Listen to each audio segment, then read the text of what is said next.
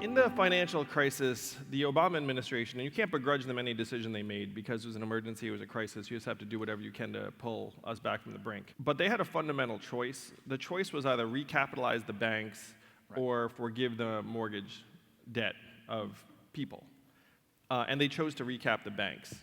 They printed $4 trillion for the banks, and many, many Americans lost their homes. And so if we were in a situation like that, to me, you should distribute those approaches much more evenly.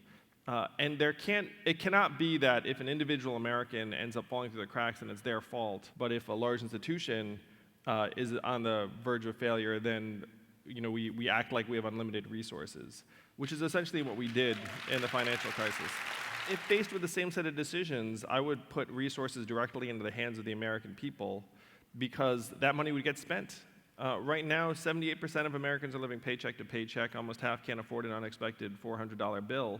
So if you give them some money, they're going to end up spending it in their local communities, at their Main Street businesses, on daycare, home repairs, Little League signups, and things that'll help make their community stronger. Your UBI proposal says people start getting $1,000 a month at 18 years of age, right? Yeah, that's right. As the father of a 6-year-old, I want to know why my 6-year-old, meaning me, will also not get $1,000 per month, because he's expensive.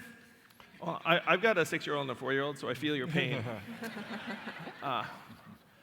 And a lot of it is that you want to have the individual citizen receive the money in a way that they actually have some autonomy and agency.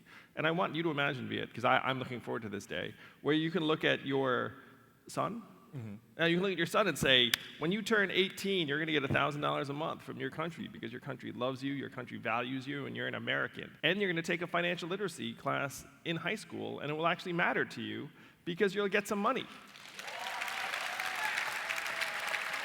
I'm obviously the son of immigrants myself. I know that immigrants are extraordinarily positive in terms of both their economic and social impact.